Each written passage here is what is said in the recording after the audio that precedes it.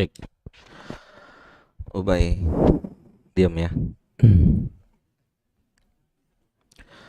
Bismillahirrahmanirrahim. Alhamdulillahi rabbil alamin. Wassalatu wassalamu atamani akmalani alal mab'uthi rahmatan lil alamin. Wa ala alihi wa ashabihi wa man sara ala nahjihi ila yaumiddin, amma ba'd. Uhayyikum bitahiyatil Islam. Assalamualaikum warahmatullahi wabarakatuh.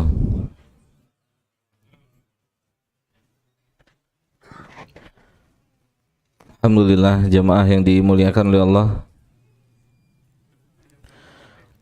kita bersyukur kepada Allah Subhanahu wa taala atas nikmat-nikmat yang Allah berikan pada kita semua. Dan di antara nikmat yang kita patut bersyukur pada Allah adalah nikmat ada di masjid ini untuk sama-sama mendekatkan diri kita kepada Allah Subhanahu wa taala. Dengan jalan belajar ilmu agama. Dan berikutnya kita mohon kepada Allah Subhanahu wa taala, semoga Allah memberikan kita semua taufik di dalam majelis ini sehingga kita bisa melewatinya sesuai dengan koridor atau ketentuan yang ditentukan oleh syariat. Sehingga jika kita telah melewatinya sesuai dengan ketentuan yang ditentukan oleh syariat, barulah kita bisa memiliki peluang mendapatkan yang dijanjikan oleh Allah dan Rasul-Nya. Saya ulang, ketika kita melewati pengajian ini,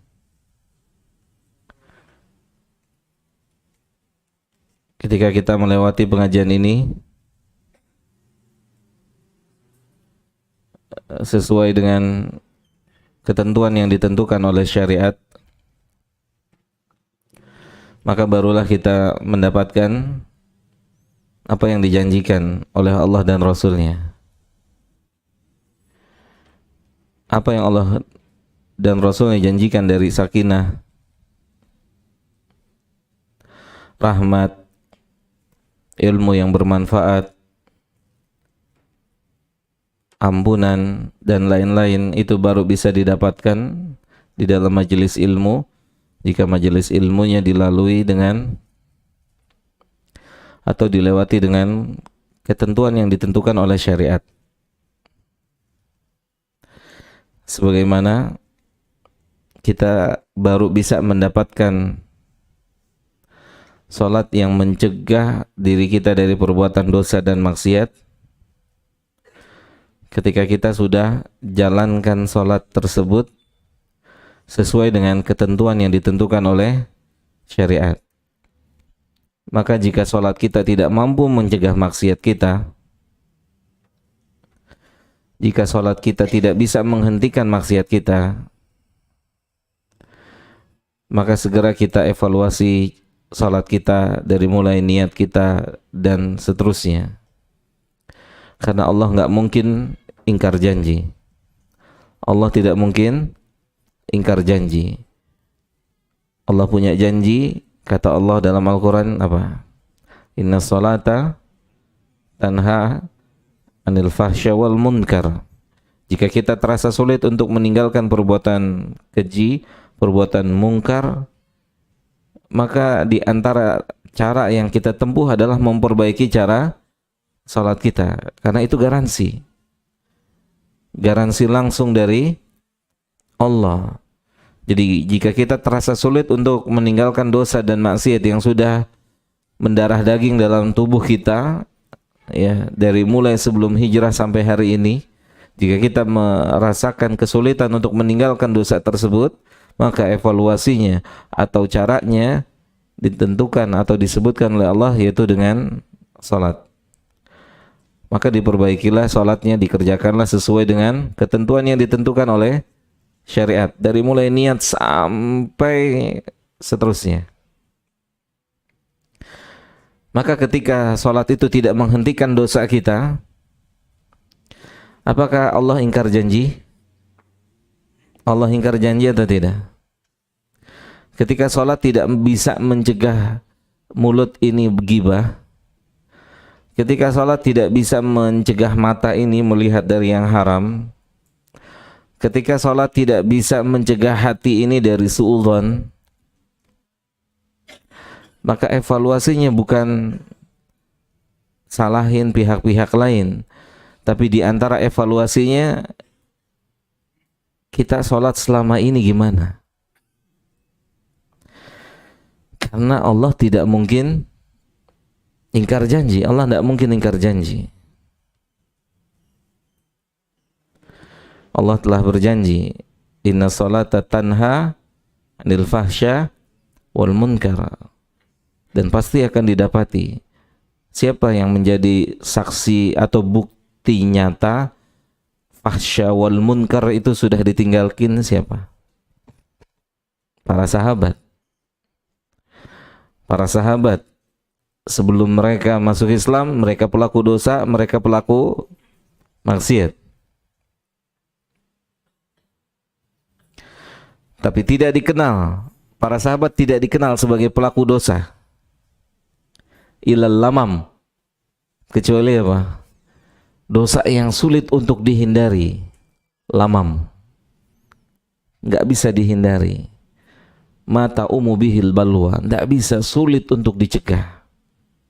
Seperti yang Nabi katakan sallallahu alaihi wasallam, setiap manusia punya ketentuannya dalam berzina, matanya, tangannya, kakinya, sulit untuk dihindari.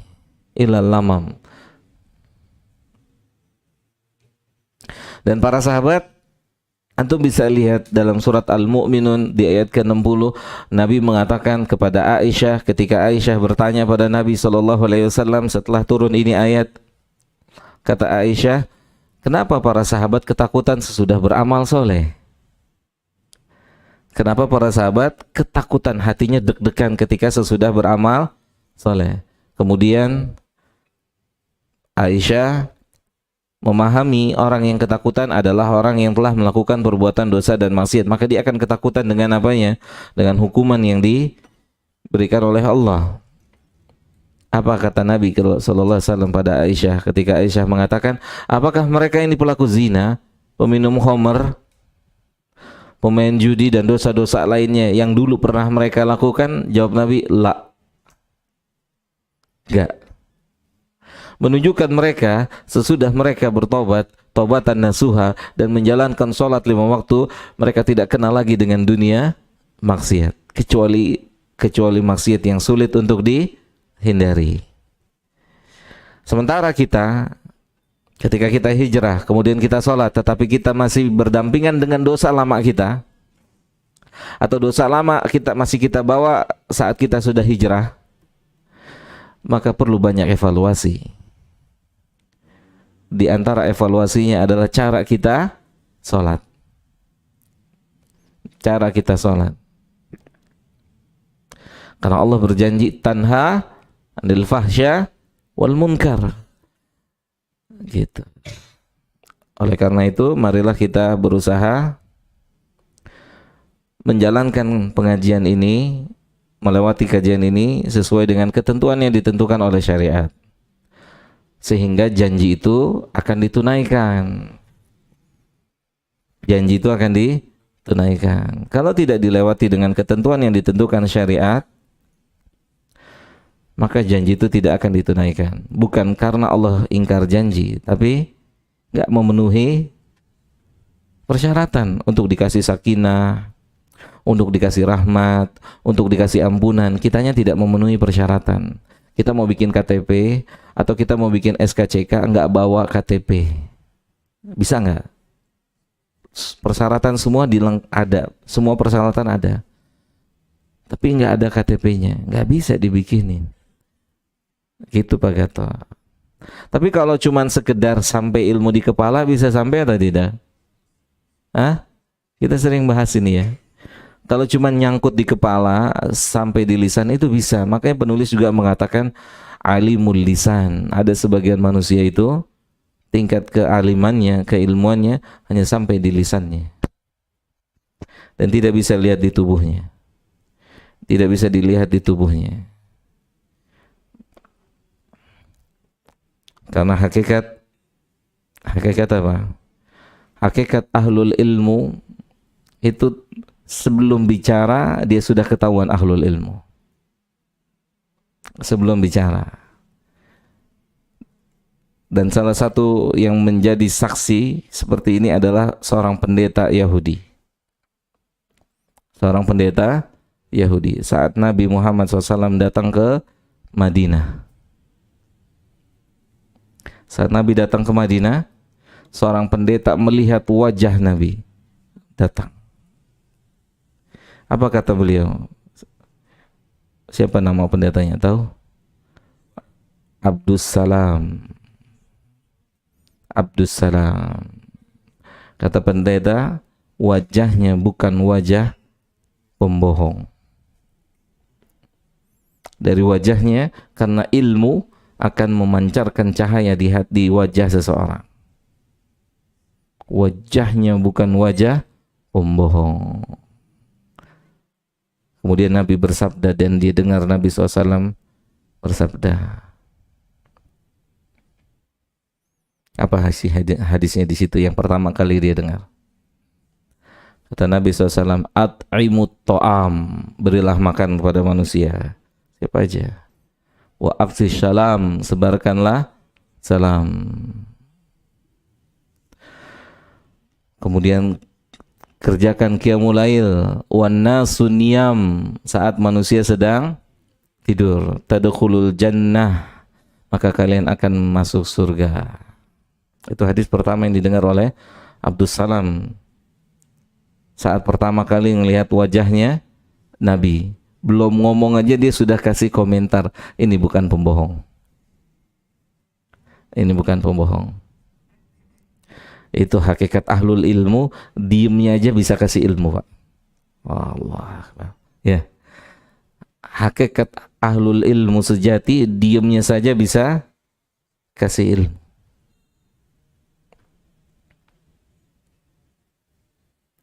Kita ngomongnya aja nggak ngasih ilmu ya. Hah? Ya Pak ya. Apa Pak? Iya, itu kata para ulama begitu. Ya, itu kata para ulama, Masya Allah.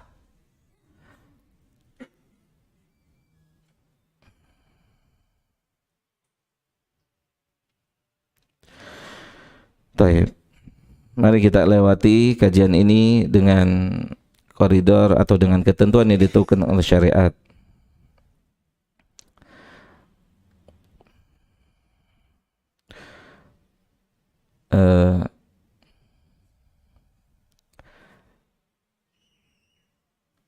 Kalau bisa jangan ada yang nyender. Kalau nyender nanti ngantuk, ya, mendekat, dijauhi temboknya. Ibu-ibu juga kalau nyender nanti Bismika Allahumma amut gitu. Apalagi di pojok, ya kan, Ustadz nggak lihat, udah ngumpet di balik hordeng, di balik tembok gitu. Kalau hordeng itu tanggung jawab sama Allah aja, ya kan, kita nggak tahu. Oke, karena rasa sayang saya sama kita semua, dalam majelis ilmu ini diusahakan untuk tidak tidur. Gimana kita sedang bermesraan dengan Allah tidur? Nggak mungkin. Maka cinta itu cinta palsu. Betul? Ada orang pacaran tidur? Hah? Hah? Ngorok lagi? Ada gak? Ada gak? Gak ada, cinta palsu itu. Iya. Yang ada sampai pagi juga nggak pulang-pulang tuh. Sahih tak? Ya, yang mantan pernah pacaran ada? Iya. Udah jam 12 belum pulang. Saking apa? Asyik. Asyik. Maka cinta kita palsu. Bilang cinta Allah di majelis ilmu, tidur. Gitu. Itu kita belum masuk tahap cinta. Baru mau mencintai. Baru mau mulai mencintai. Karena ketika sudah cinta, insya Allah akan nikmat. Lebih nikmat dari apa? Lebih nikmat dari apa? Atau tahu lebih nikmat dari apa? Mohon maaf ya, lebih nikmat dari jima. Antum tahu istri-istri para ulama itu nggak khawatir suaminya nikah lagi, yang mereka khawatir beli buku lagi. Wallah. Kenapa? Itu, iya. Kita beli sih beli, tapi jujur ya, itu buku kitab tauhid siapa yang murojaah, ada nggak? Angkat tangan. Ada ibu? Nggak ada. Bapak-bapak? Ada yang lupa naro? Ya subhanallah. Kita, masya Allah tuh ya. Para ulama itu nggak dikhawatirkan sama istrinya nikah lagi. Justru yang mereka khawatirkan kalau suaminya beli buku lagi. Begadang lagi. Begadang untuk apa?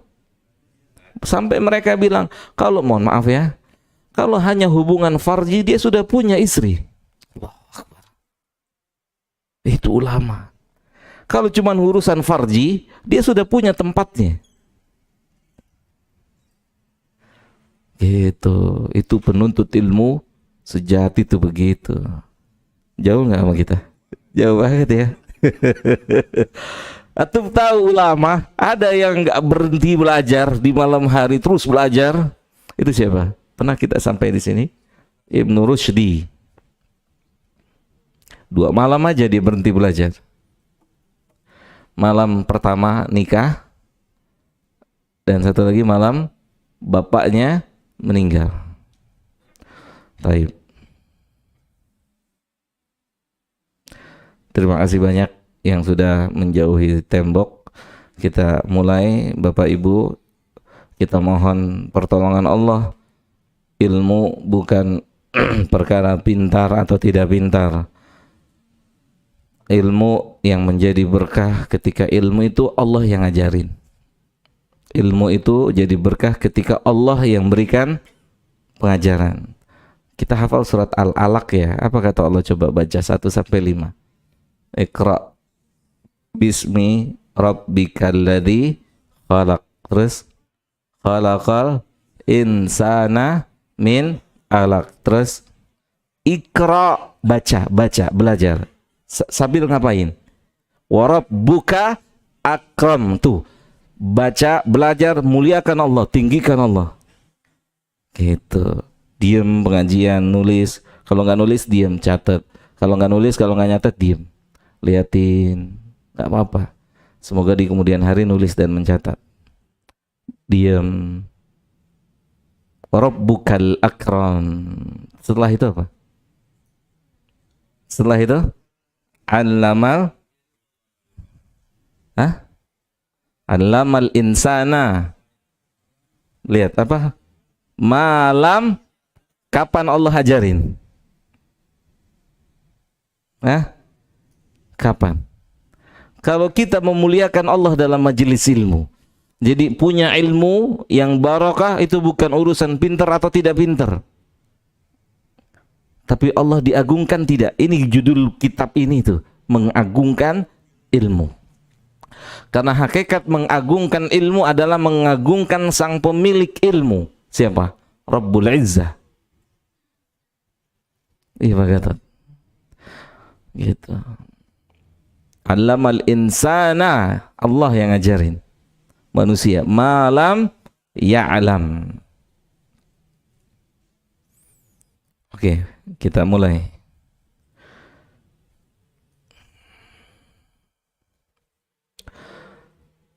Kita sampai di perkataan, akhir-akhir perkataan daripada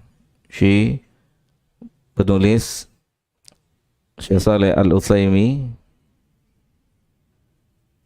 di muqaddimahnya, hafizahullah ta'ala, semoga Allah menjaga beliau, memberkahi usia beliau dalam ketaatan pada Allah.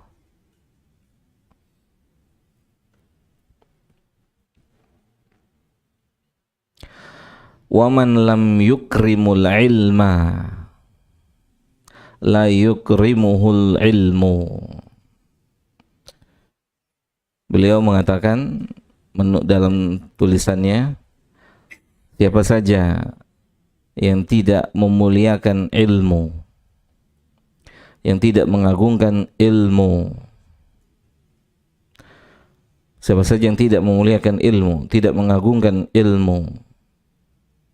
Jadi kalau kita mau pakai bahasa ilustrasi untuk lebih mudah memahami, seseorang ketika bicara, pemimpin atasan ketika berbicara,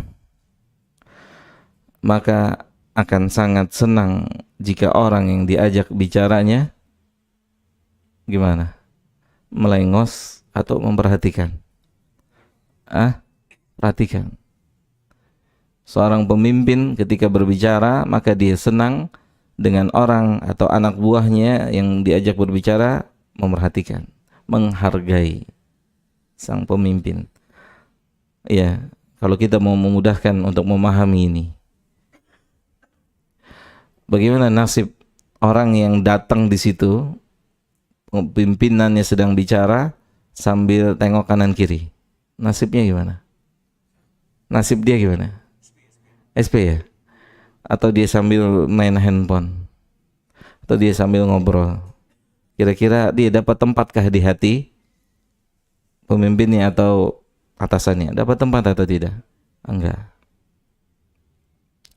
Gimana kita mau dapat tempat di hatinya atau di sisi Allah Jalla Dzikruhu?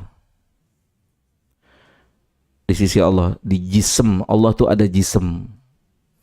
Jism berdasarkan hadits qudsi. Dan jisimnya Allah alam, kita tidak tahu, tetapi dia jism. Sebagaimana dia sendiri yang mengatakan, ketika Allah mengatakan ana inda dhanni abdi bi, saya, Allah, tergantung prasangka hambaku terhadap dirinya. Kemudian Allah bilang apa? Allahu Jalla Dzikruhu mengatakan, di antara yang dikatakan sama Allahu Jalla Dzikruhu, in dzakarani fi nafsihi, jika seorang hamba mengingat saya di dalam jiwanya sendiri, dalam kondisi sendiri, antum berzikir, antum ingat Allah. Jika seorang hamba ingat kepadaku dalam kondisi sendiri, ingat sama Allah, itu kontan Allah ingat antum. Dzakartu fi nafsi, maka berdasarkan hadis ini Allah punya jiwa, artinya ada bentuknya, tapi kaifiatnya kita tidak tahu. Laisa kamitslihi syai', karena dia mengatakan dzakartuhu fi nafsi, maka saya ingat dia dalam jiwa saya. Antum ingat sama istri lagi kerja, belum tentu istri antum ingat sama antum. Sahih? Sang ibu, sang istri ingat lakinya lagi kerja, belum tentu lakinya ingat sama istrinya. Tapi ketika ingat sama Allah, kontan tuh Allah ingat sama antum. Pemimpin mana yang mau ingat kita? Ada. Ingat kita kapan pemimpin? Saat ada kebutuhan suara. Ingat sama kita. Allah, kita ingat dia, dia langsung ingat kita. Insya Allah.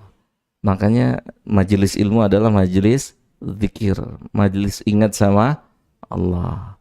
Totalitas yang kita bayangkan di sini, kita sedang berzikir atau sedang mengingat Allah. Udah masuk majelis ilmu, itu udah nggak ada lagi urusan rumah, udah nggak ada lagi urusan kantor, udah nggak ada lagi urusan ini dan itu, udah ingat sama Allah aja. Itu majelis ilmu. Hakikat majelis ilmu itu begitu. Ada nggak pemain bola mikirin istrinya masak apa nggak di rumah? Hah? Messi nggak bener tuh nendangnya. Sebelum nendang, bini gue udah masak belum ya? Hah? Ada nggak lagi pengajian mikirin bininya udah masak belum? Hah? Antum paham sampai di sini? Messi nggak mungkin bisa begitu mainnya. Bat. Kalau sambil mikirin tempe udah matang apa belum? Mungkin. Gak mungkin. Sahih? Ini majelis ilmu, totalitas kita mengingat Allah. Maka yang kita dapatkan bukan lagi gelar piala dunia. Yang kita dapatkan Allah ingat sama kita. Allahu Akbar. Itu Pak Gatot. Yang ada di kepala Pak Gatot sekarang apa aja? Yang ada di kepala kita semoga mengerucut hanya Allah. Nikmat. Waman lam yukrimul ilma, kata penulis hafizahullah, siapa yang tidak memuliakan ilmu, tidak memuliakan ilmu. Kalau kita bicara pemain bola, ada nggak pemain bola ahli, skillnya bagus, gocekannya bagus, atau kalau bertahan bagus, tapi dicoret sama pelatihnya? Ada nggak? Ada nggak?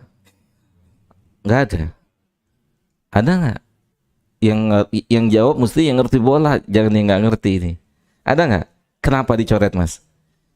Kelakuannya. Ada nggak orang pinter kelakuannya nyender? Ada. Orang pinter kelakuannya main handphone, ngobrol. Gimana malaikat demen sama dia? Gurunya aja empet, gitu kan? Gimana? Empet atau empet? Kalau lepet tahu atau lepet? Anda tahu empet gak empet apa? Kesel gitu ya. Kesel. Gimana malaikat yang ngeliatin kita? Kita ini lagi dilihatin, disorot sama siapa? Malaikat. Jelas ya?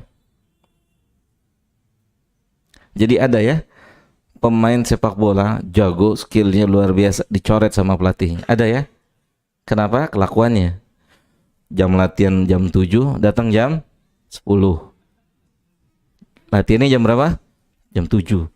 Dia datang jam 10. Kelar jam berapa? Setengah 11. Yang lain jam 12. Dia setengah 11, setengah jam. Dicoret, nggak peduli, itu pelatih hebat nggak akan peduli, nggak butuh dia. Oke? Ini ujian. Ini ujian. Atau akan nengok kemana? Ini ujian. Kalau saya terapkan, ya gimana Imam kata Syekh Utsaimin juga, kalau antum nengok syaikhnya pulang langsung. Beneran. Karena antum tak memuliakan ilmu. Ajib. Makanya ilmu mereka diberkahi sama Allah. Yahya bin Yahya Al-Laitsi datang dari mana? Spanyol ke Madinah untuk belajar sama Imam Malik lewat gajah. Kalau ini kan tadi trompet tuh, gajah. Yang belajarnya nengok semua, keluar semua kecuali Yahya bin Yahya Al-Laitsi sendiri diam. Kata Imam Malik, antum gak ikut keluar. Apa kata Yahya bin Yahya Al-Laitsi? Saya kesini bukan mau lihat gajah, saya mau ambil ilmu dari antum. Itu. Kalau antum kesini jawab WA mau ngapain? Mendingan di rumah aja. Oke? Wah, dalam nih, dalam nggak ucapan. Kalau antum kesini cuman jawab SMS, jawab WA, mendingan di rumah duduk manis sambil minum kopi. Ini majelis ilmu. Oke. La yukrimuhu al-ilmu. Maka dia nggak akan dimuliakan sama ilmu. Pemilik ilmu nggak akan muliakan. Mungkin dia bisa hafal, Khawarij hafal. Khawarij itu hafal, palanya ada 30 juz. Tapi apa kata Ali bin Abi Thalib ketika mereka menafsirkan Al-Quran dengan tafsiran yang salah? Kalimatu haqqin urida biha batil. Kalimat yang hak tetapi dipahami dengan pemahaman yang batil. Antum akan merasakan ilmu itu akan masuk ke dalam diri kita. Ketika cara menuntut ilmu kita dengan cara memuliakan ilmu, dengan cara memuliakan ilmu. Keberkahan ilmu itu tidak berkaitan dengan kepintaran dan kecerdasan. Keberkahan ilmu itu berkaitan dan berhubungan dengan pemuliaan kita terhadap ilmu. Ini harus antum ingat. Sambil nyender aja orang bisa ranking 1. Sahih enggak? Ayo maju. Maju lagi berdua. Ganteng dah tuh, ya kan? Keren. Sambil nyender aja orang bisa ranking 1 loh. Jangan nyender, sambil tidur bisa. Sambil tidur bisa. Tapi keberkahannya belum tentu ada. Keberkahannya belum tentu ada. Makanya kenapa didapati ada seorang yang dikatakan pemilik ilmu tetapi tidak mengamalkan ilmu. Itu dia.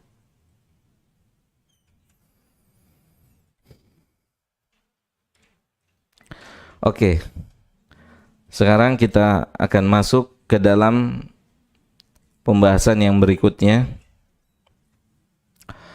yang diharapkan oleh penulis hafizahullah ta'ala. Langkah-langkah yang beliau sampaikan di tulisannya ini dapat menjadi perantara seseorang memperoleh ilmu. Ya, bukan hanya sekedar ilmu, karena ilmu terbagi menjadi 2, ilmu nafi', ilmu yang bermanfaat, dan ilmu yang tidak bermanfaat.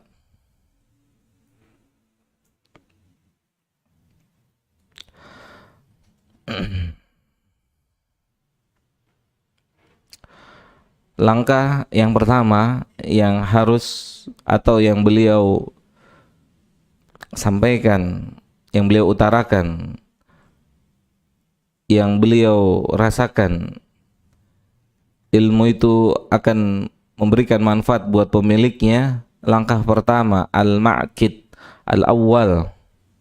Langkah pertama, tathiru wi'a'il ilmi.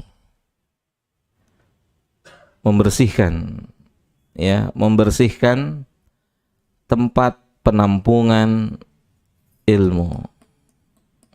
Kalau kita ilustrasi, antum mau minum air putih yang bersih gini di gelas yang bekas susu, ketika antum masukin warnanya apa? Butek ya. Jadi biar warnanya tetap sampai seperti ini gimana? Bersihin dulu. Sahih? Bersihin dulu. Nggak bisa. Makanya inti dakwah salafiyah apa? Tasfiyah wa tarbiyah.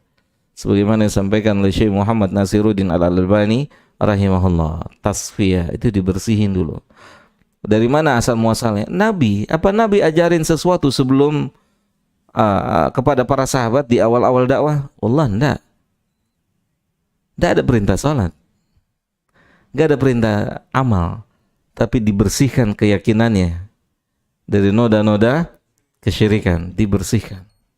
Setelah itu baru masuk satu persatu perintah-perintahnya Allah. Ada nggak sahabat sebelum turun Homer, ayat tentang Homer haram, sholat sambil dalam kondisi mabok, ada atau tidak? Ada. Lihat. Oh, bukan berarti hari ini habis mabok boleh sholat, bukan ya, jangan disalah pahami seperti itu. Artinya apa? Nabi fokus sebagaimana Allah perintahkan agar dakwahin tauhid. Sampai akhirnya mereka diajak berpikir. Sampai akhirnya diturunkan ayat terakhir tentang tahrim al-khamar, diharamkannya khamar, dan mereka sendiri yang menumpahkan. Mudah. Kenapa? Karena sudah punya skill. Gimana antum mau masuk kejuaraan taekwondo, antum baru sabuk putih, jadi apa antum?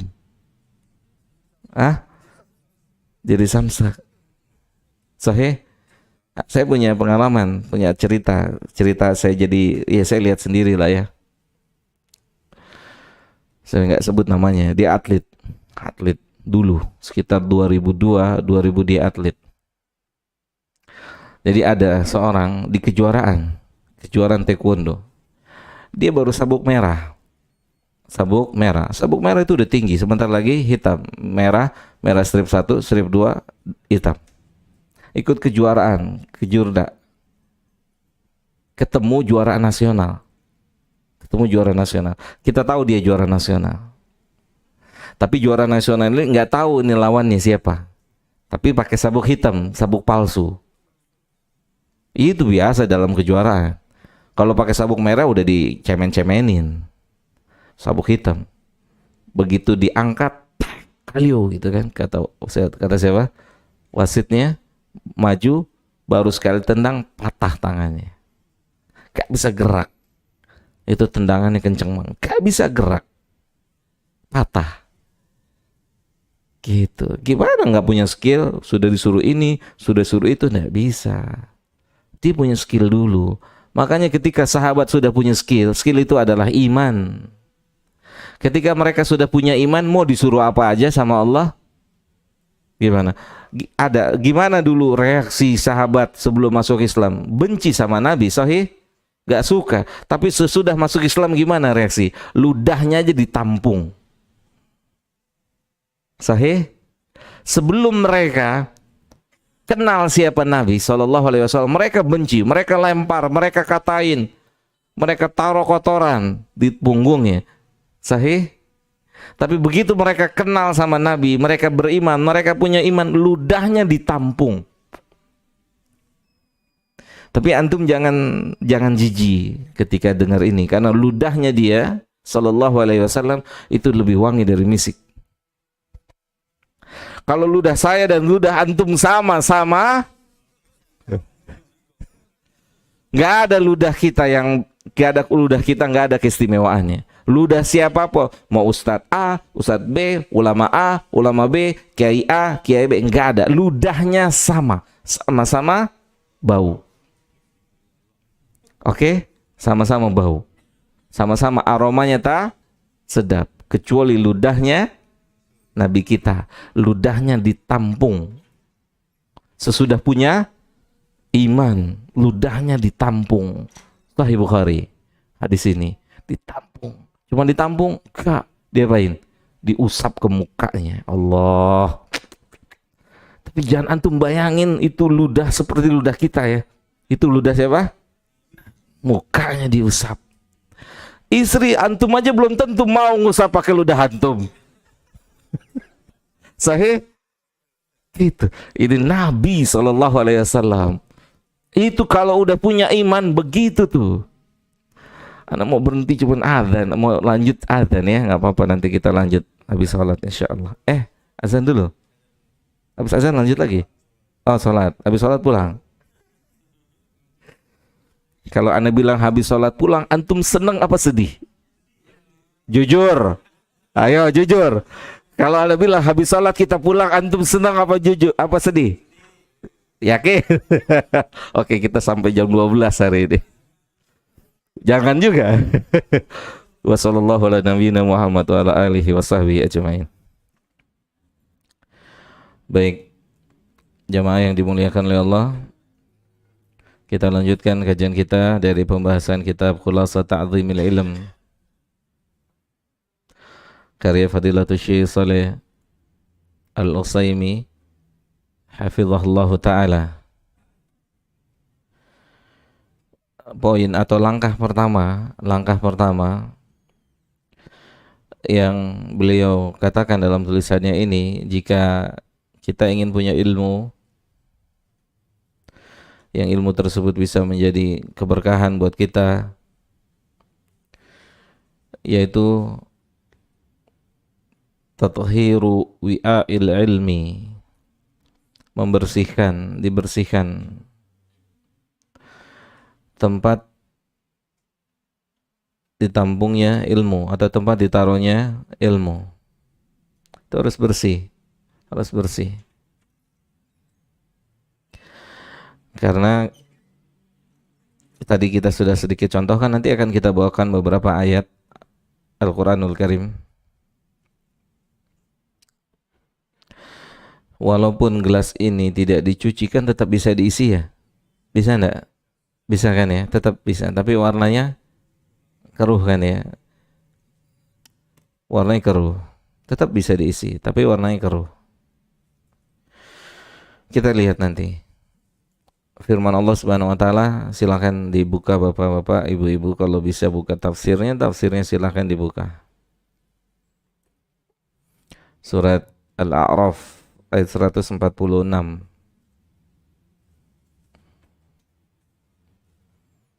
Surat apa? Al-A'raf ayat 146. Ayo Pak Gatot, silakan.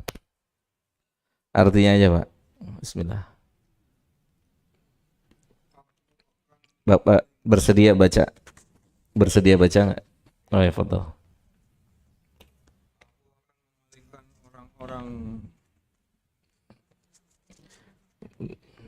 Aku akan memalingkan orang-orang yang menyombongkan dirinya di muka bumi tanpa alasan yang benar. Oke, tayyib.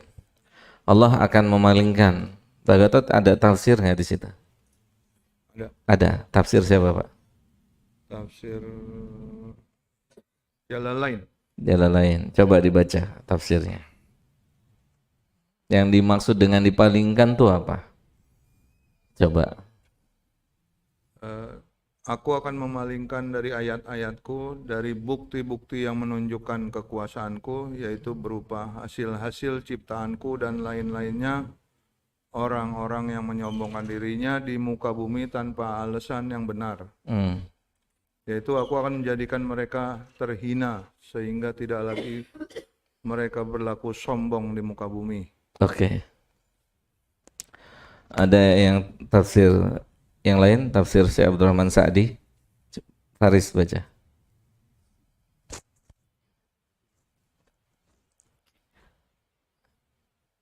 Adapun selain mereka, Allah Subhanahu wa taala berfirman tentang mereka, aku akan memalingkan dari tanda-tanda kekuasaanku, yakni dari mengambil pelajaran dari ayat-ayat yang ada di langit. Ini dia nih.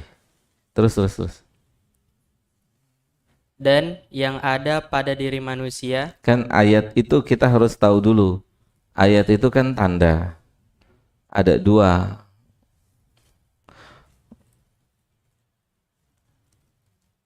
Ayat ada yang disebut dengan ayat tersurat, yaitu Al-Quran dan Sunnah ya. Ayat yang tersurat tertulis. Al-Quran kan tertulis. Tanda-tanda kebesaran Allah itu diantaranya adalah ayat-ayat yang tertulis dan ayat yang tersirat yang ada di tubuh kita, yang ada di alam semesta ini. Ayat itu namanya ayat yang tersirat, yang sebenarnya keduanya ini jika ingin mendapatkan faedah dari melihatnya, itu bukan hanya sekedar dilihat,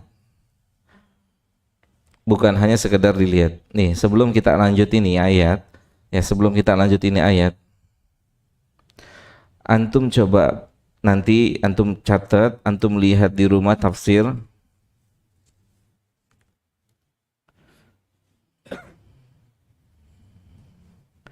dalam surat Ali Imran. Nanti kita balik lagi ke surat sebelumnya tadi, ayat 191. Lihat ya, saya yang baca. Alladzina yadhkurunallaha. Ya. Atau sebelumnya kita baca di ayat dari ayat 190. Inna fi khalqis samawati wal ardi wa ikhtilafil laili wan nahari la ayat, kata Allah tuh. La ayat. Ayat, tanda-tanda kekuasaan Dia. Allah ciptakan langit, bumi, siang, malam itu bukan cuman untuk dilihat tanpa diambil pelajaran. Lihat, nggak ada yang sia-sia yang Dia ciptakan itu, nggak ada. Semua harus dilihat dengan mata hati kita, bukan hanya dengan mata yang lahir ini. Allah bilang apa? Inna fi khalqis samawati wal ardi wa ikhtilafil laili wan nahari la ayatin. Tanda-tanda kebesarannya Allah. Cuman memang bukan untuk semua manusia. Enggak semua manusia yang bisa ngambil pelajaran dari itu semua.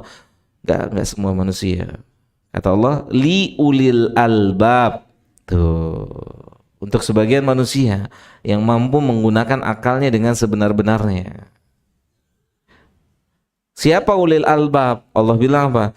Alladzina yadhkurunallaha qiyaman wa qu'udan wa ala junubihim. Tuh, ulul albab, orang yang selalu ingat pada Allah dalam kondisi berdiri, duduk, berbaring gitu. Jadi bukan mau tidur ingat sama kamu gitu ya. Mau nyuci ingat sama kamu, bukan. Itu lagu ya? Lagu atau kok tahu sih? Iya kan? Tapi mau ngapain ingat sama Allah tuh. Ulul albab tuh alladzina yadhkurunallaha qiyam, qu'ud, ya, wa ala junubihim. Kemudian setelah itu bukan cuma ingat, kata Allah apa? Wa yatafakkaruna fi khalqis samawati wal ardi. Mereka pikirin tuh. Mereka berpikir, bertafakur tentang ciptaan Allah langit dan bumi. Mereka pikirin. Coba antum lihat nih. Setelah berpikir apa yang terjadi? Lihat bunyi ayatnya. Kenapa bunyinya Rabbana ma khalaqta hadza batila? Tuh. Ya Allah, Engkau tidak ciptakan ini dengan sia-sia. Gak mungkin ini sia-sia. Ini ada pelajaran di sini. Rabbana ma khalaqta hadza batila. Jadi kalau antum naik gunung, kalau antum ke pantai, antum mentadaburi itu, antum melihat itu, dan antum mengatakan Rabbana ma khalaqta hadza batila. Ini enggak sia-sia ini. Ini ada ancaman di balik ini. Ada enggak? Anda jangan main-main dengan yang menciptakan ini. Kita besok akan berdiri di hadapan yang menciptakan ini semua. Anda jangan main-main. Jangan gegabah. Anda akan berdiri di hadapannya besok. Yang menunjukkan neraka dan surga itu sesuatu hal yang waqi dan bisa dia ciptakan. Kalau langit dan bumi, langit tanpa tiang saja bisa dia ciptakan. Itu cara melihatnya ulil albab. Jadi bukan cuma ketika ke pantai ketawa, dan ketawa, bukan. Bukan cuma kalau ke gunung ketawa, dan ketawa, bukan. Ya Allah, kita nggak ada apa-apanya jangan sampai tengah laut, mulai di pinggir laut aja udah deg-degan tuh hati. Sahih apa sahih? Jangan ke tengah laut ya. Antum pernah naik banana boat enggak? Pernah enggak? Gimana hati antum? Ada di dalam diri antum apa udah copot? Itu baru naik banana boat di atas laut, pinggirnya ciptaannya. Gimana besok berdiri di hadapan yang ciptain itu? Gimana Pak? Besok kita akan berdiri di hadapan yang ciptakan itu tuh. Makanya kalau dilihatnya dengan mata hati yang melihat, maka terungkaplah perkataan mereka, takutlah mereka terhadap yang ciptakan laut. Maka mereka bilang apa? Fakina adzabannar. Coba lagi di tengah laut nangis. Kenapa lu nangis lu? Gimana nggak nangis?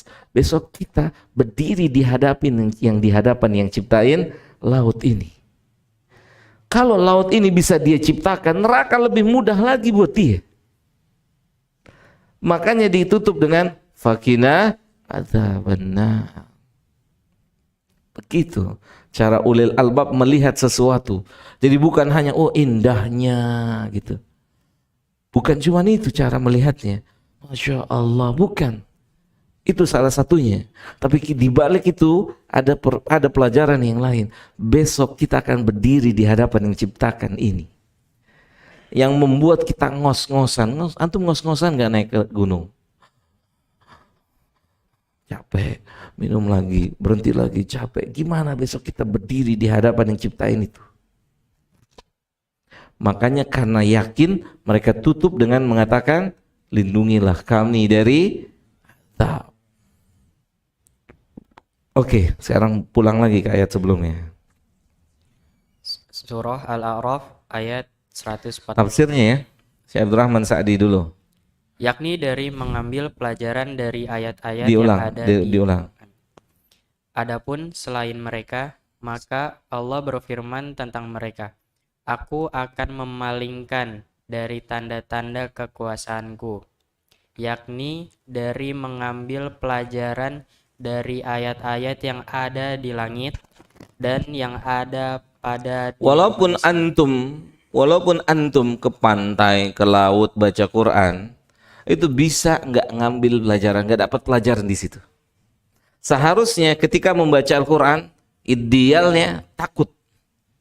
Setelah ketika membaca Al-Quran itu idealnya getar. Tubuh itu merinding.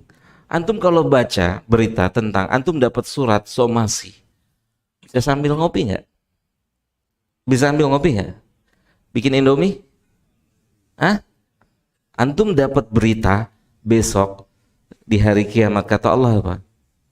Kata Allah Jalla dzikruhu fawailul lil musallin. Itu kita bisa masuk di ayat itu enggak? Bisa masuk nggak kita di ayat itu? Sangat mungkin. Terus bisa bikin kopi? Harusnya nggak bisa. Kita terancam. Harusnya nggak bisa. Fawailul lil musallin. Kita tanya diri kita, saat sholat tadi ingat sama Allah apa enggak? Siapa yang kita ingat ketika sholat? Terus kita membebaskan diri kita dari ayat itu. Bisa dipahami? Sementara sholat kita tidak ingat Allah kecuali hanya lafadznya aja. Allahu Akbar. Terus kita membebaskan diri kita dari ayat ini. Terlalu berlebihan. Kalau sahabat saja ketika nama-nama orang munafik itu disebut, mereka takut atau tidak? Takut. Padahal mereka sudah dijamin bukan orang munafik. Tapi ketika disebut nama munafik, mereka maju. Mereka tanya. Siapa yang tanya? Umar. Tanya sama siapa? Sama siapa? Hudzaifah ibnul Yaman. Nama orang munafik disebut sama Nabi. Nabi kasih tahu Hudzaifah. Setelah Umar dengar Hudzaifah dapat kabar itu, Umar tinggalin semua aktivitasnya, temuin Hudzaifah. Hal samani Rasulullah sallallahu alaihi wasallam. Rasul sebut nama saya di list itu atau tidak? Allah. Kalau kita nggak ada gua mah itu. Hah? Gua udah jadi DKM. Nggak ada gua di situ. Lihat Umar. Umar belum mati aja udah tahu pulangnya kemana? Surga. Tapi begitu kabar orang munafik namanya disebut sama Nabi, dia orang pertama yang tanya, hal samani Rasulullah sallallahu alaihi wasallam, apakah ada di daftar list itu nama saya? Begitu cara interaksi dengan ayat dan hadis. Begitu. Jadi dapat pelajaran. Apa kata Allah lagi misalnya dalam Al-Quran? Fama ya'mal mithqala dzarratin khairan yarah. Coba antum tadaburi ayat ini, bisa tidur hebat antum. Coba kita tadaburi ini ayat. Sedikit apapun, sekecil apapun kebaikan, Allah kasih lihat kalau itu kebaikan. Dan sebaliknya, sedikit sekecil apapun keburukan, Allah tampakkan. Walaupun orang-orang tidak tahu, bahkan orang terdekat kita tidak tahu.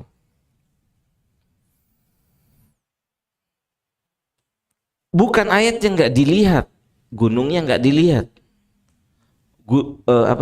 lautnya nggak dilihat, bukan, itu bukan nggak dilihat, dia lihat, dia nikmati gunungnya, dia nikmati pantainya, dia nikmati bacaan ayat-ayatnya, dia nikmati, dia bisa baca, bahkan dia hafal, sebagaimana dijelaskan oleh Syekh Abdurrahman Sa'di, dijelaskan oleh penulis buku ini. Syekh Shalih Al-Utsaimin juga pernah menjelaskan tentang ayat ini. Sa'asrifu an ayah, Allah akan palingkan. Yang dimaksud dengan dipalingkan, bukan orang itu nggak bisa dengerin Al-Quran, bukan orang itu nggak bisa menghafal Al-Quran. Dia bisa. Masih ingat sebelumnya ada 4 tipe manusia dengan Al-Quran. Sahih? Hadis siapa? Abu Musa Al-Asy'ari. Ada 4 tipe manusia. Dua mukmin, dua munafik. Masih ingat enggak? Yang pertama Nabi bilang apa? Orang mukmin yang membaca Al-Quran seperti apa? Seperti apa? Buah apa? Nggak ada di Arab namanya jeruk. Nabi bilangnya apa? Utrujah. Iya. Bercanda malam-malam antum. Nabi bilang kal utrujah. Utrujah itu apa? Nabi sebutin apa? Aromanya wangi. Rasanya enak. Yang pertama, utrujah. Manis. Orang mukmin yang dekat dengan Quran, hafal Quran dan seterusnya. Ternyata ada orang mukmin yang tidak punya spesialis dalam Al-Quran. Dia nggak hafal, bacanya dia bisa baca, cuman dia nggak punya kelebihan di dalam Al-Quran. Tapi Nabi juga sebut dia mukmin. Wa mathalul mu'min alladzina la yaqra'una al-Qur'an. Yang kedua seperti apa? Utrujah pertama. Yang kedua tamar. Apa tamar? Kurma. Kurma tidak ada aromanya, tapi rasanya zen. Ya, mau coba? Kurma. Gak ada rasanya. Beda sama duren. Duren antum jauh-jauh aja sudah aromanya gitu. Aromanya gitu kan. Utrujah, kemudian yang kedua tadi tamar. Itu mukmin, tetap mukmin walaupun dia nggak dekat dengan Quran. Kan sahabat juga ada. Apa kata Khalid bin Walid? Syagolani jihad an qiraatil Quran. Jihad telah menyibukkan saya dari membaca Al-Quran. Gitu. Antum sibuknya apa nggak baca Quran? Kita sibuknya nggak baca Quran? Nah, CWA. Allah Akbar. Begitu. Nah, antum nggak sempat baca Quran kenapa? Karena pagi jagain bapak, siang jagain bapak, sore jagain bapak, malam jagain bapak. Antum jagain tuh, jadi tidak sempat baca Quran. Bapak antum lagi di rumah sakit misalnya, antum jaga dia. Satu hari lewat nggak baca Quran. Gitu. Kemudian yang ketiga apa? Munafik alladzina yaqra'unal Qur'an. Ternyata orang munafik ada yang dekat dengan Quran. Dan Nabi sebutkan munafik. Ngeri. Ngeri. Seperti apa? Raihana. Aromanya sedap, wangi. Rasanya pahit. Pahit. Yang keempat, munafik tidak baca Quran.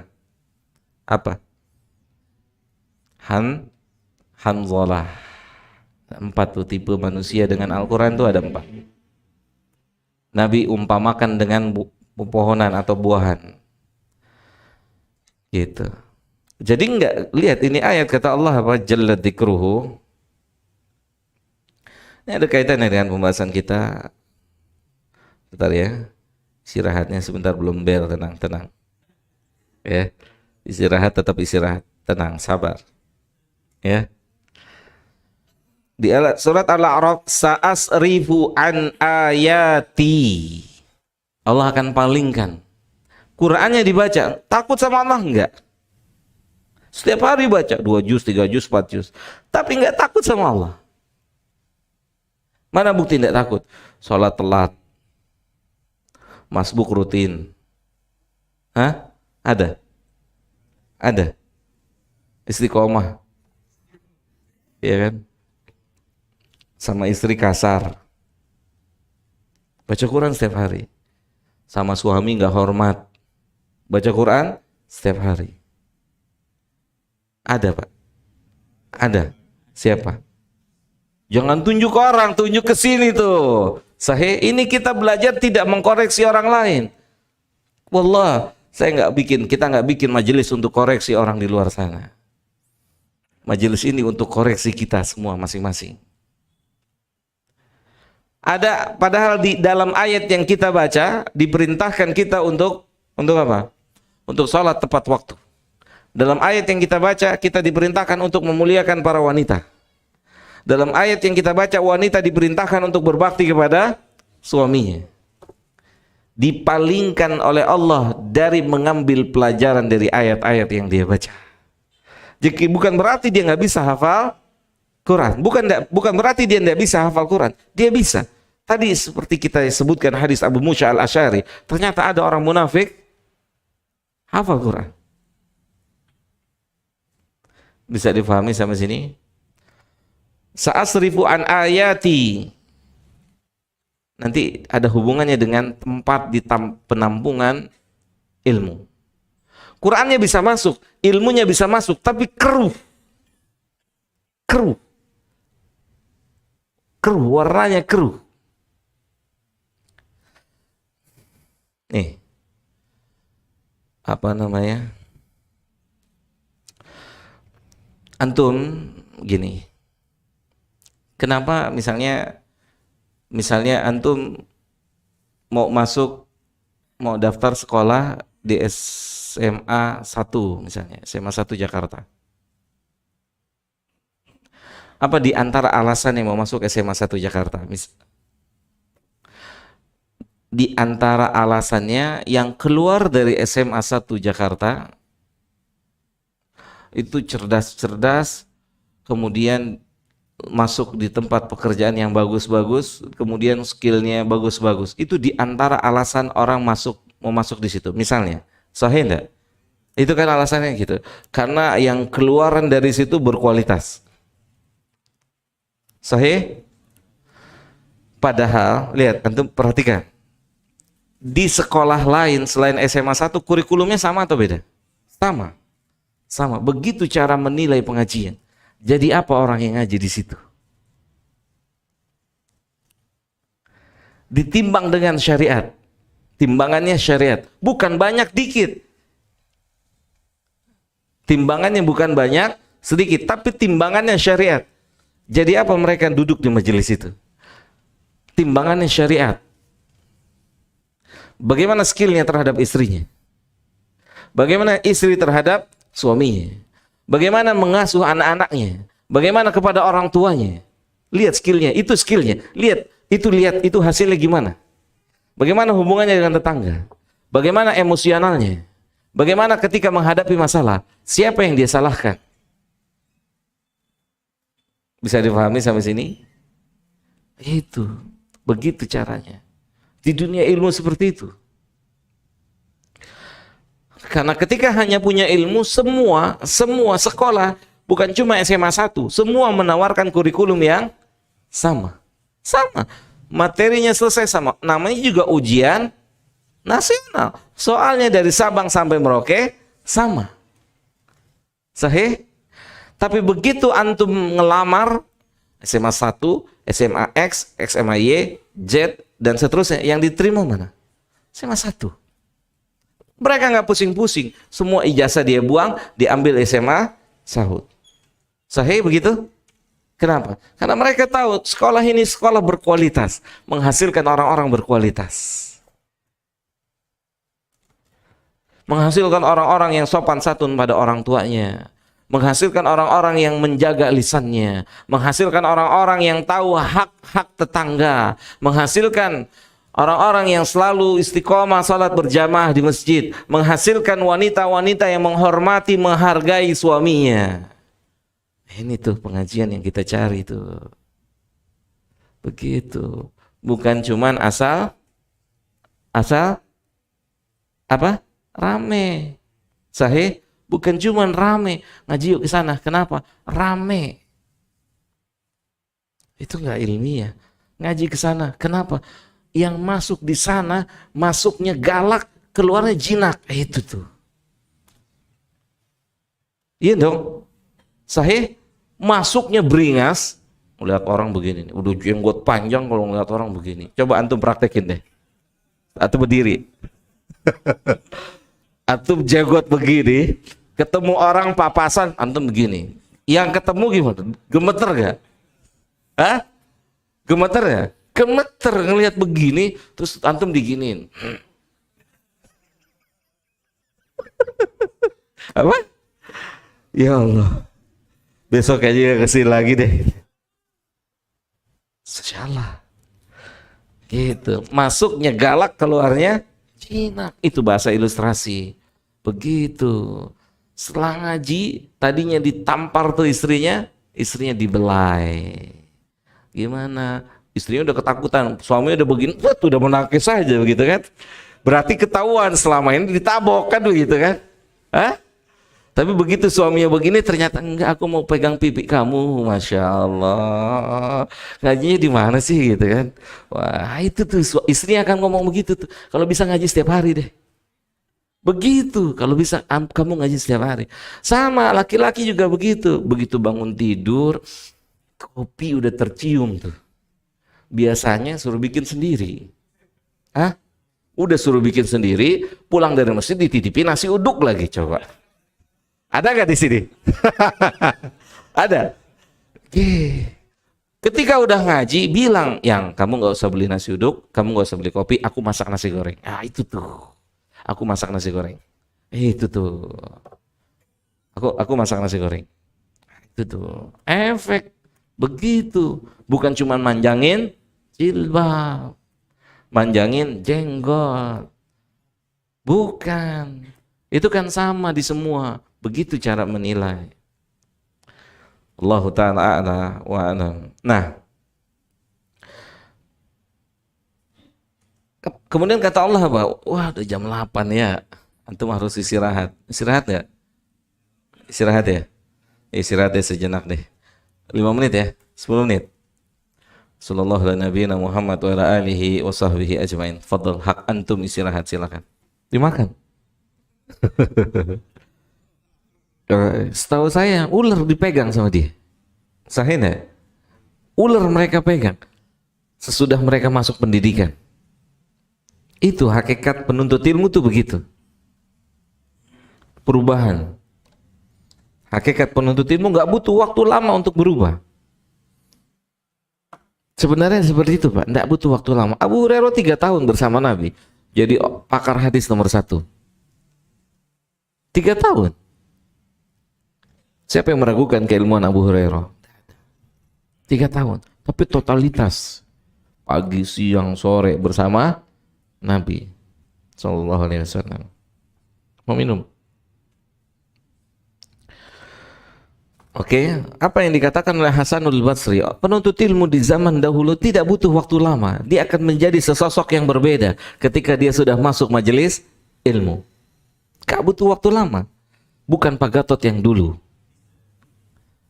Iya, itu seharusnya seperti itu. Ketika masuk Pak Gatot, keluar Pak Gatot, ini perlu ada evaluasi. Paham maksudnya Pak? Ketika masuknya Pak Gatot dengan emosi yang tinggi, keluar dengan Pak Gatot yang emosi yang tinggi, cuman bedanya sekarang sudah jenggotan. Bisa dipahami? Masuknya Pak Gatot yang memiliki temperamen tingkat tinggi. Misal Pak, jangan dilihatin gitu, jadi takut tadi deh. Nggak apa-apa, boleh ya.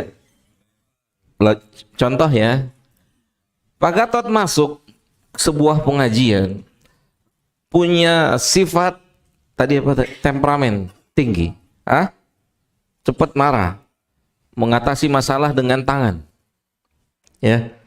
Ringan tangan, mau siapa aja, mau istrinya, mau anaknya, dan seterusnya. Begitu keluar tetap seperti itu, cuman bedanya sekarang jenggotan. Keluar dari masjid, maksudnya keluar majelis, Pak Gatot tetap Pak Gatot yang dulu, cuman sekarang penampilannya beda. Sudah jenggotan, cingkrang, jilbabnya panjang untuk yang perempuan, tapi temperamen tetap temperamen. Misalnya, tapi bakhil tetap bakhil. Misal, masuk bakhil, keluar medit. Paham tuh? Masuk bakhil, keluar harusnya jadi orang paling dermawan. Begitu menuntut ilmu. Begitu seharusnya. Niatin begitu menuntut ilmu. Saya dan antum punya banyak segudang kekurangan. Maka dengan menuntut ilmu kita mohon pada Allah, semoga segudang kekurangan itu bisa dihilangkan oleh Allah dan bisa kita ganti. Gitu Pak Gatot. Bisa dipahami ya?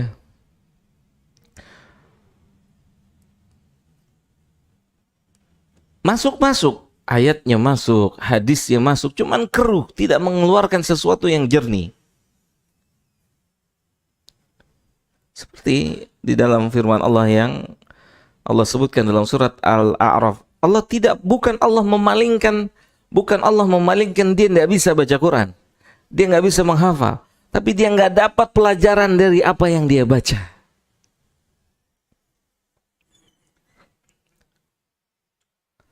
Orang kafir, ya, orang kafir, sahabat dulunya kafir, ada nggak? Sahabat yang dulunya kafir ada? Banyak bahkan ya.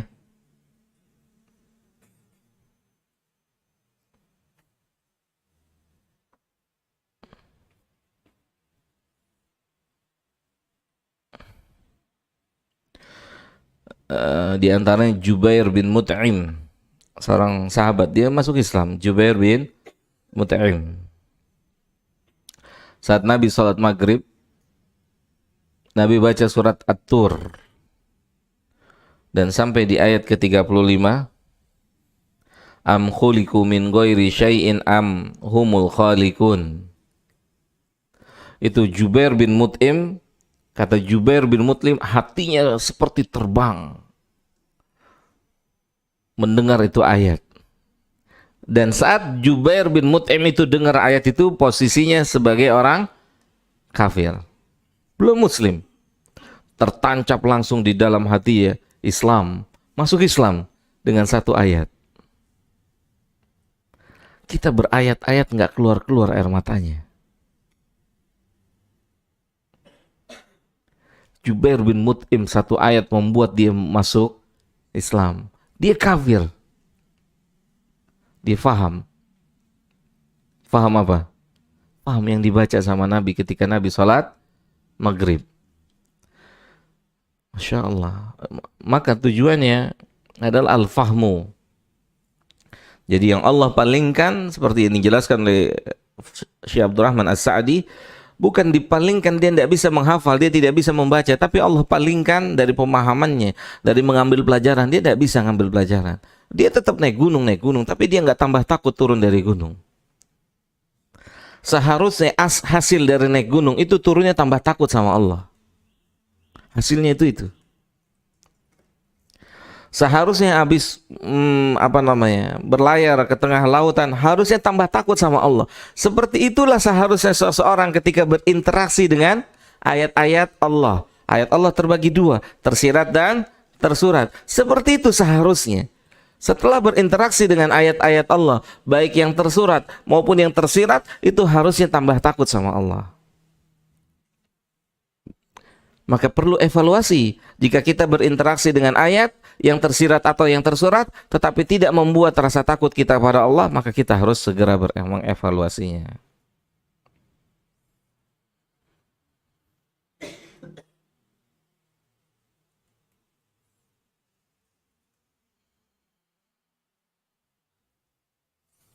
Faham sampai sini ya? Kita cukupkan sampai di sini, nanti kita lanjutkan pada pertemuan berikutnya pada kitab Khulasah Ta'zimil Ilm.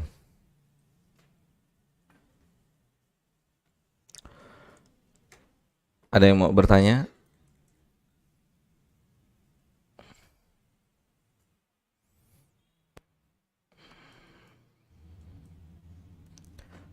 Jika ada, tafadhol. Kalau nggak ada, kita pindah ke kitab Tauhid.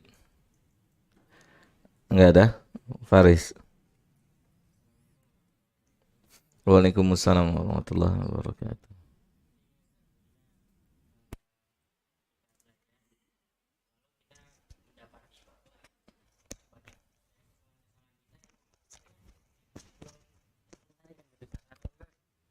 belum menjadi lebih baik gitu. Tapi kita sadar itu dan kita berusaha untuk mengubah, tapi tetap sama gitu Ustaz. Kesalahan-kesalahan itu mungkin tetap ada, tapi kita sudah berusaha, itu gimana Ustaz? Iya. Eh,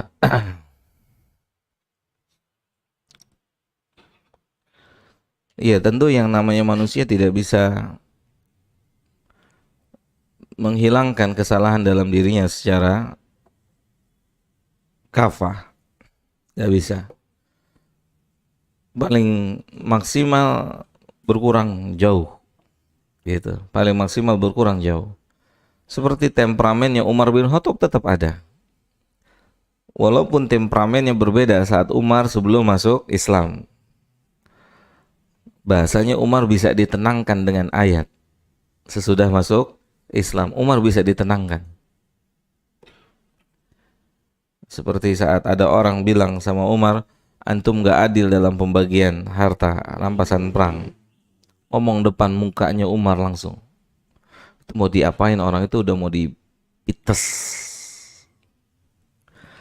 Manfaat temen soleh. Kalau temannya gak soleh, sikat gitu kan. Iya gak?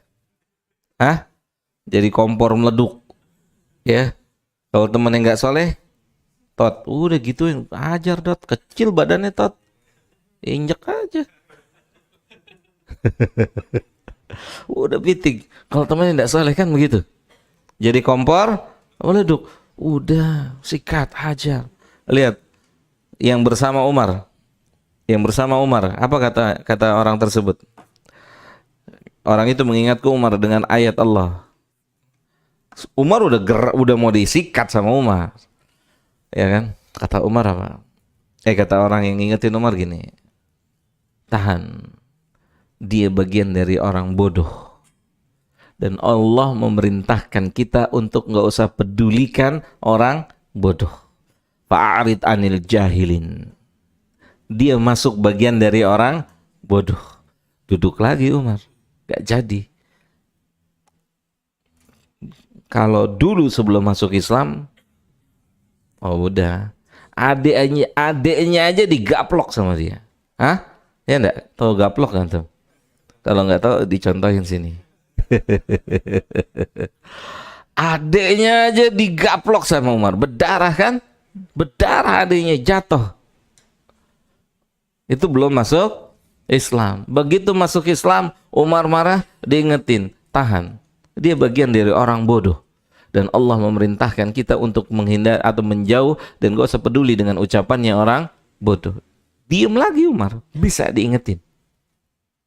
Gitu, bisa diingetin.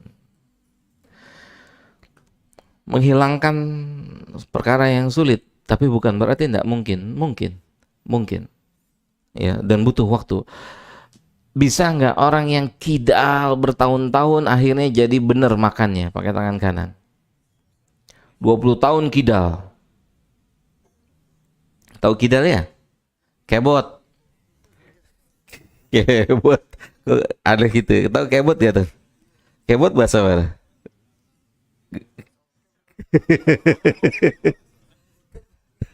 Kebot. Kiri ya. Ada orang bertahun-tahun makannya pakai tangan kiri. Bukannya nggak itu, tapi memang sudah kebiasaannya nggak pakai tangan kanan, kebot kiri. Setelah masuk ilmu kepada dirinya, otomatis dia harus merubah, merubah, jadi makan dengan tangan kanan. Bisa atau tidak? Bisa atau tidak? Bisa, walaupun butuh waktu yang panjang. Bisa, begitu, bisa. Jelas Faris? Bisa. Apalagi kalau antum dengar tadi pagi hadis ya. Kalau Allah yang sudah jadi pendengarannya, Allah yang sudah jadi penglihatannya, Allah yang sudah jadi pemegang tangannya, oh bisa, karena dibantu ditolong sama Allah. Bisa. Kenapa enggak bisa?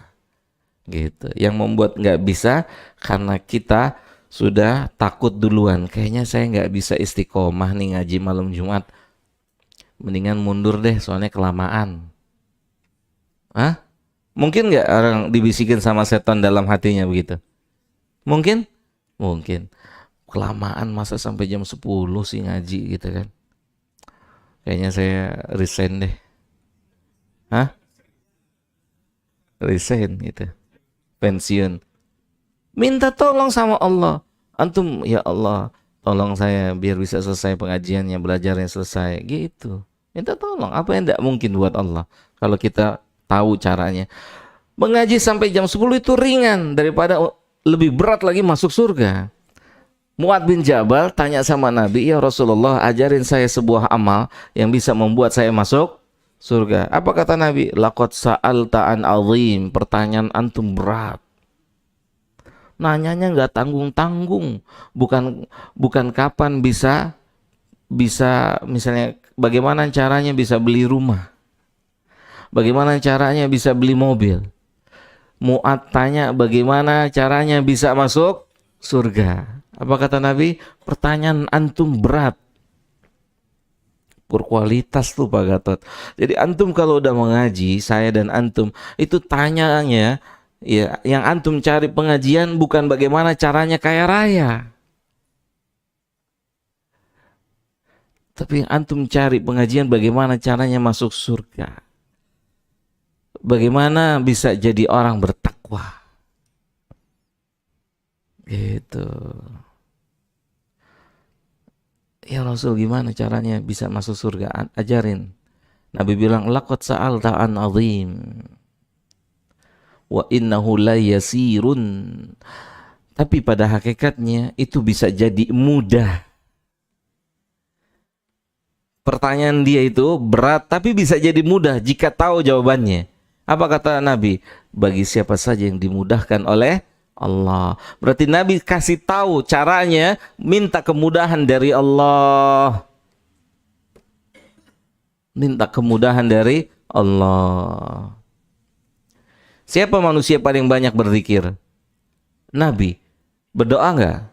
Berdoa. Apa doanya? Allahumma a'inni ala zikrika. Makanya dia hebat berzikir. Kita kan apa? Mengandalkan diri sendiri, nggak minta tolong sama Allah. Minta tolong sama Allah jadi mudah.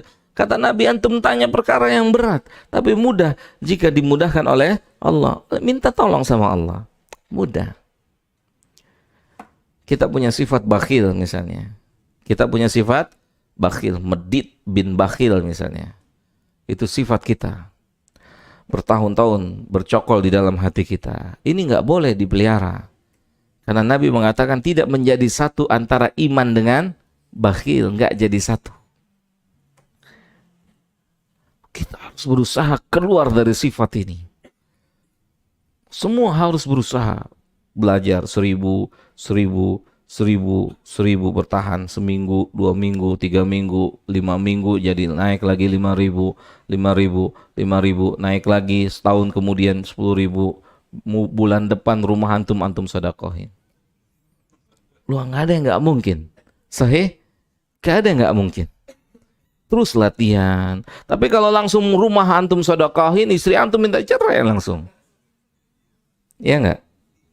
Iyalah. Semua bertahap. Ngap-ngapan kalau antum langsung terbang jauh. Ngap-ngapan dikit. Kita semua sama, punya kekurangan. Makanya kita datang majelis ini. Untuk apa? Memperbaiki kekurangan kita. Gitu. Jelas? Oke, kalau gitu nanti sambil berjalan kalau ada yang mau bertanya, kita kembali kepada Kitab Tauhid. Kurang lebihnya mohon maaf. Semoga bermanfaat untuk saya dan untuk kita semua. Wassallallahu ala nabiyyina Muhammadin wa ala alihi wa sahbihi ajma'in. Subhanakallahumma bihamdika asyhadu an la ilaha illa anta astaghfiruka wa atubu ilaika. Assalamualaikum warahmatullahi wabarakatuh.